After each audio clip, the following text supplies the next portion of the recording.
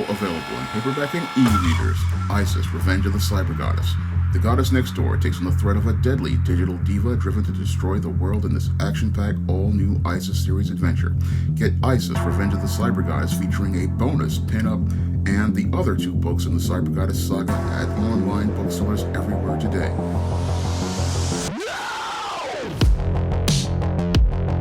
One of my viewers wanted me to talk about my favorite black inventor. And I've got more than one favorite black inventor. I have 2 favorite black inventors, and one of them is the inventor of the modern American video game, Gerald Lawson, and the other is the inventor of the Super Soaker water gun, Lonnie Johnson.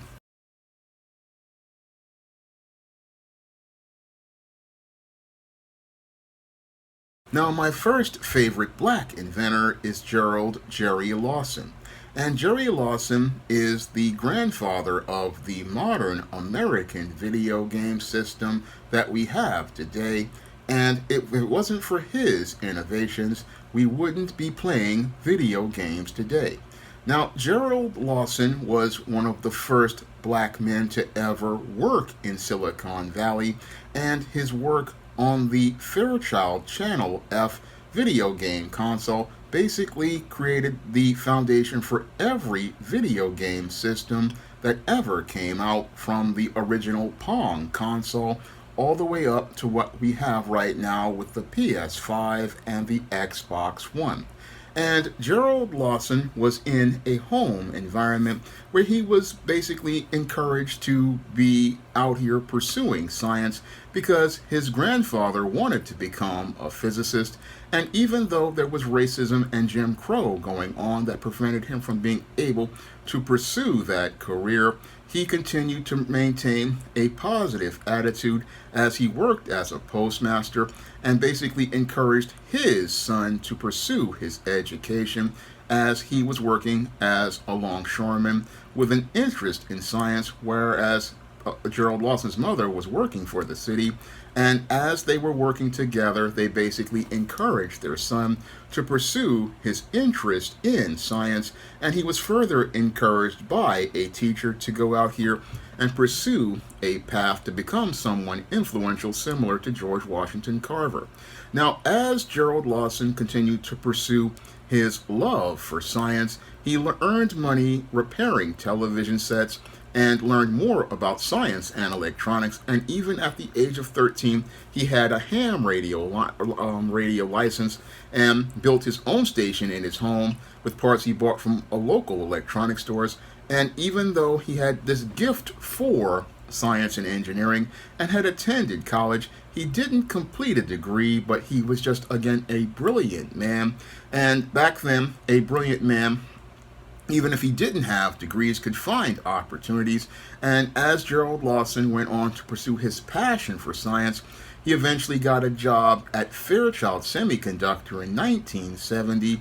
And as he was working at Fairchild in 1970, he was working on video games. He had created a coin-operated game called Destruction Derby in his garage, but that didn't get released.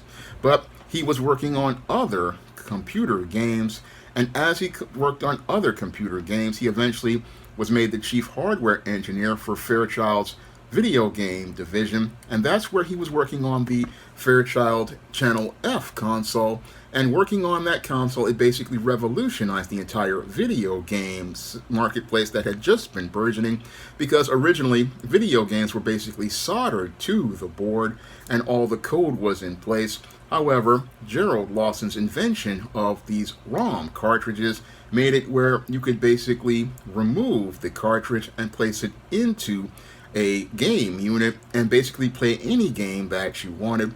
And this basically, again, revolutionized video games because you could start collecting a library of games, and we're not just stuck with something like the Pong consoles people had in the 70s. Moreover, you had a joystick control and a pause button, which allowed you to basically stop a game in the middle.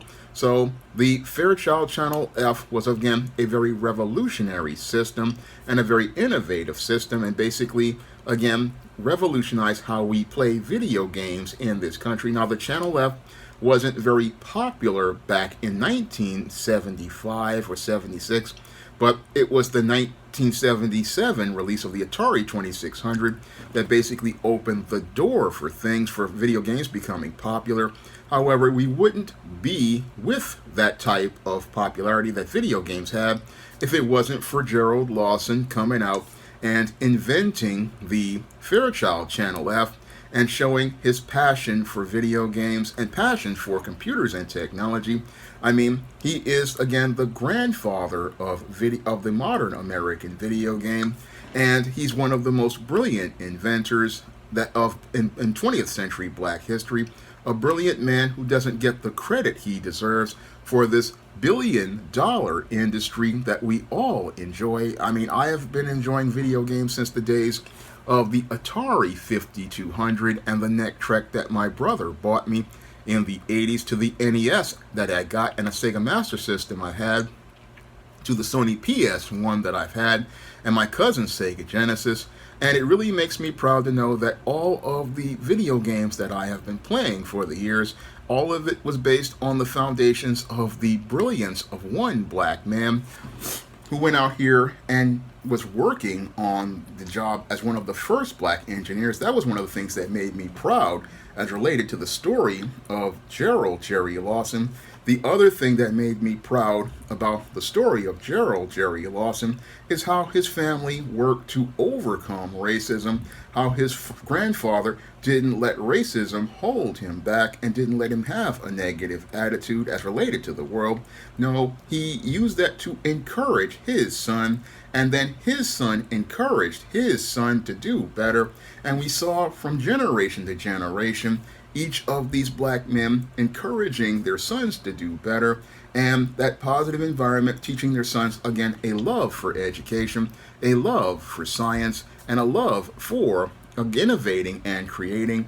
I mean, this is one of the things that made me proud to hear the story of Gerald Jerry Lawson. And as I read about his story, I saw this love for family. I mean, this is a great story about how a black family came together, and a black family basically, again, encouraged each other, building a great legacy with each other. Because after I read the story of Gerald Jerry Lawson, I then read about his children continue building on his legacy. I mean, this was a very positive story for me, hearing about not only the innovation and success of Jerry Lawson as related to the American video game, but also hearing about how this patriarchal family basically, again, continued to build on the legacy of what the fathers and the grandfathers left. And I really love hearing the story of Gerald Lawson because, again, it showed me the impact a black father can have on a son's life, because I look at the impact that Gerald Lawson's grandfather had on his father, and then the impact of his father having on him, and then the impact he had on his son and his daughter. And it's a beautiful story about how black people can go out here and achieve and accomplish things in life, and again, how a brilliant man can go out here and be out here and just use his gifts to go out here and have an impact on the world. So when I hear the story of Gerald Jerry Lawson, again, it's a story that really moved me. And again, this is one of my favorite inventors because he had not only that, again, brilliant mind, but he also had that family structure to support him. And it's a positive story that nobody really talks about, especially the story of his family. I mean, people really need to learn more about guys like Jerry Lawson because it shows what you can do in the face of adversity, in the face of racism and Jim Crow, and all of those things going on. I mean, this man persevered to become one of the great innovators as related to science and technology. And even though Jerry Lawson had passed away in 2011, he left a lasting mark and a legacy on not only his family, but people like me. Because Jerry Lawson, again, he got all of his inspiration and innovation from watching science fiction and fantasy, because he was also a big comic science fiction and fantasy guy. So he was a guy who, again, had a major impact and showed us the impact of a black man on science and technology, and an impact on the world because his invention basically revolutionized the way we play games and the way we played games, because before that, again, these games were soldered to a board and you couldn't really do anything to them, but now you could play any game you want. And that was all because this man took game playing seriously. And again, this is one of the reasons why he's one of my favorite inventors. Because again, this man basically defined my childhood as a part of Gen X. I mean, as Gen X, we basically play video games every day, and we wouldn't have been able to do that without the brilliance of Jerry Lawson. Now, my second favorite inventor is Lonnie Johnson. And I not only like Lonnie Johnson because he was the inventor of the Super Soaker water gun, but I'm also a big fan of his approach to business because he basically built a wealth base for himself as he was creating his brilliant innovations. Now, Lonnie Johnson started out being born in Mobile, Alabama, born to two parents. His mother was a nurse's aide, and his father, who didn't finish high school, was a World War veteran, but his father was a brilliant man who explained the principles of electricity to his son at an early age and started him on the road to being an inventor and encouraged him to be an inventor. And that was something that I was proud to hear because it showed me another case of a black father going out here and encouraging his kids to go out here and be the best. That was one of the things that I was proud to see as related to the story of Lonnie Johnson's father. Basically, this guy, again, during the times of racism and Jim Crow that were going on, basically continuing to encourage his son to go out here and be his best. Now, Lonnie Johnson loved to tinker with things, and basically in the neighborhood he was known as the professor for his whole idea of exploring things, because he once tore up his baby sister's baby doll to see if he could what made the eyes close, and he also went out here and cooked up rocket fuel in a saucepan, which is a crazy story. I mean, he cooked up rocket fuel in a saucepan, but that just showed how inventive and creative he was. Now, that plan to cook up rocket fuel almost burned down his family's home because he really didn't understand the principles of fuel. Is that one, gasoline in and of itself is not only flammable but explosive. But his parents saw him again do this and again looked to continue to encourage him to pursue his passion from science. And as a teenager, he went to Williamson High School and then drew inspiration from the legendary inventor George Washington Carver, and eventually went to the science fair where he was the only black student attending the fair, but still went out here and continued pursuing his love for science. And there at that science fair, he presented a robot he created called Linux, which took the first place prize. Now, this robot was powered by compressed air, but it just showed how brilliant Lonnie Johnson was at an early age and was a precursor to his ideas as related to exploring compressed air, because it was those ideas for compressed air that basically are the pinnings of the Super Soaker water gun.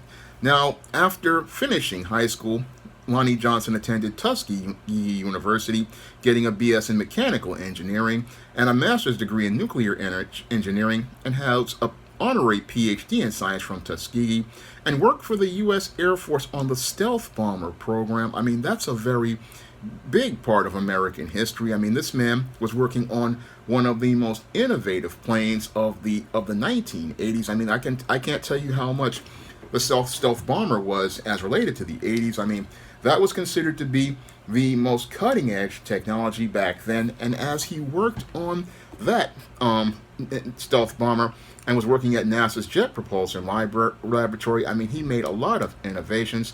And he worked at NASA from 1979 to 1991, working on multiple projects such as the Galileo mission to Jupiter. Also worked on the Mark II spacecraft for the Comet Rendezvous, and again worked on the legendary stealth bomber of the 80s. And after going to work on many of these innovations, he then continued to work with scientists at Tulane and Tuskegee University of trying to turn heat into electricity. But his greatest invention of the 1990s was the iconic toy called the Super Soaker. Now, this Super Soaker water gun basically revolutionized water guns because you could basically pump air into this gun and fire very powerful streams. I know this because my cousin had a couple of those Super Soakers, and I had a Super Soaker 200, but it broke after a couple of days because the plastic parts just broke up. And I had other cousins that my mom sent to down south, these Super Soakers. And these Super Soakers, again, were revolutionary guns back in 1990 when they appeared in toy shops because kids basically loved these Super Soaker guns. And these Super Soaker guns basically, when he went out here, Lonnie Johnson invented these guns. He basically sold the technology to Laramie, and basically after he sold it to Laramie, he made a deal that basically made it where he had built a wealth base for his life. And that was the other reason why I'm a big fan of Lonnie Johnson, because so many black inventors come out here and innovate things. I mean, I recently again just talked about Jerry Lawson, the man who invented the American video game. And sadly, I don't think he got any of the wealth as related to his innovation of the video game cartridge. But with Lonnie Johnson, he did get his wealth base and was able to be able to profit from his own invention. He was able to profit from his own invention. Now, this gun was originally called the Power Drencher when it first appeared in toy shops in 1990. But that name on those guns, those guns are probably worth a lot of money now, because they were the precursor to the trademarked Super Soaker. And this Super Soaker basically, again, blew up in 1991, becoming the toy of the year. I know because my cousin and I played with those kind of guns, because my brother bought my cousin one of those guns. And every kid wanted one of those guns. And again, this gun basically revolutionized water guns. And it revolutionized water guns because, again, it used to be back then you had this little gun with a spring, and then after that we had the Intertech guns with the motorized guns. They looked just like a real gun. But the whole thing is, because people thought they were real, they looked like real guns, they stopped making the Intertech guns. But the Super Soaker, with its bright colors and its high pressure in a small package, this was the next big thing for water guns. And if you're a child of the 90s, you know how much fun these guns were.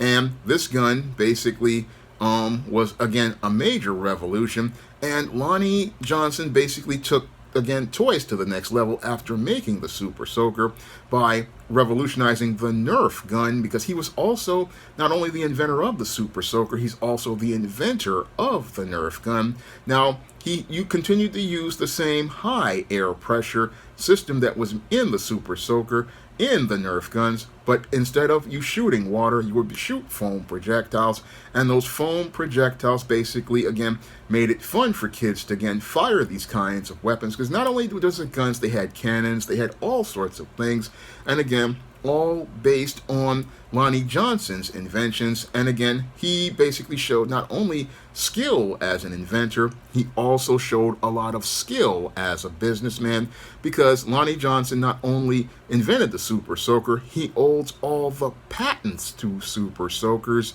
and all these other guns like Nerf guns. So he is not only gonna get paid for the whole invention in of itself, because basically now companies like Hasbro have to go to him for licenses for his patents to get permission to use them. So he has built a wealth base for himself and is now worth over $200 million. I mean, that's something that shows me, again, his skill as a businessman, and shows me that he was not only an innovator as related to inventions, but was also innovative as related to running his business, because I've seen so many black inventors, basically, they invent great innovations, but they don't get paid for them.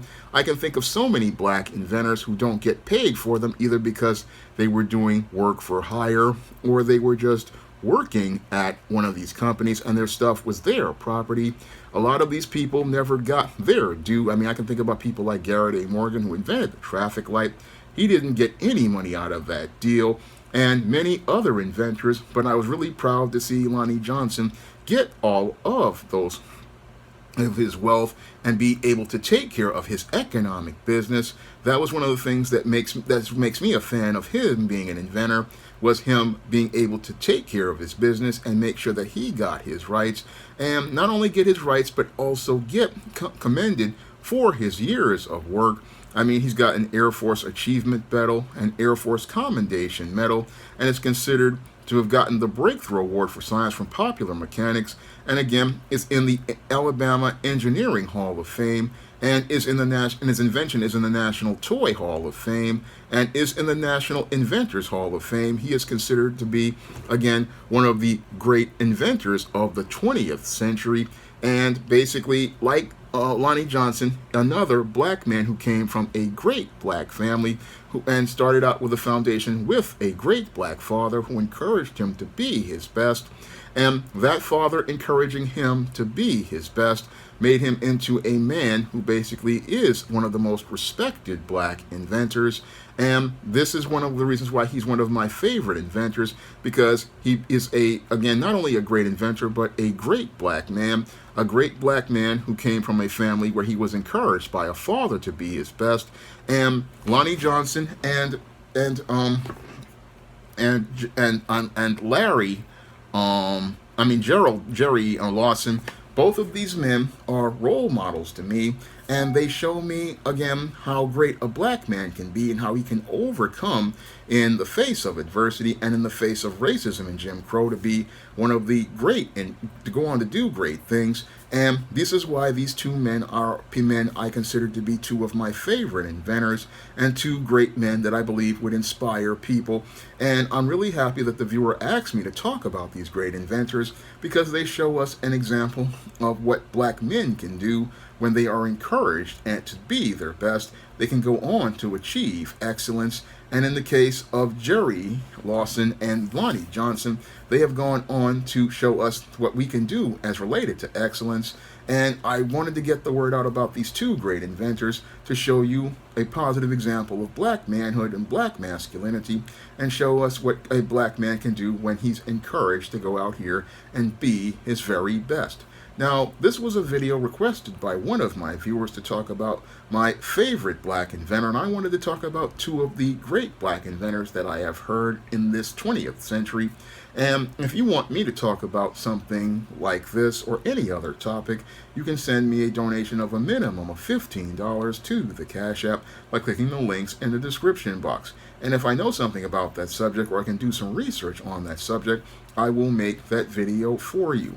Now, if you want to read some stories about black people and positive black experiences, you can pick up many of the books in the SJS Direct universe, such as those in the ISIS series, the Esteem series, the John Haynes series, the books of the Spinsterella trilogy, my black sorority novel, The Thetas, or my black vampire novel, Eternal Night. And all of those stories show you positive pictures of the black community and the black experience that could show you a bigger picture of black life, a larger picture of black people, and show you a world of black people that shows you a world outside of the ghetto that the mainstream media wants you to see. And you can pick up these books in paperback and Kindle format on Amazon.com, and you can also find them at other online booksellers like Draft to Digital, Google Play, Barnes & Noble, and big box retailers like Walmart and Target. That's all I have to say for this video. You can comment, rate, and subscribe. Now available in paperback and e-readers, ISIS, Amari's Revenge. The goddess next door is confronted by a Nubian queen out for revenge at the Metropolitan Museum of Art in this inaugural ISIS series adventure. Get your copy of ISIS, Amari's Revenge in paperback and e-readers at Amazon.com and online booksellers everywhere. Now available in paperback and e-readers, ISIS, the Beauty Myth. Learn the beauty secrets of the goddess next door in this action-packed ISIS series adventure. Get ISIS, the Beauty Myth at online booksellers everywhere today. Support black-owned and black-operated digital broadcast media. www.niceradionetwork.com. Nice Radio Network, broadcasting 24 hours a day, 7 days a week.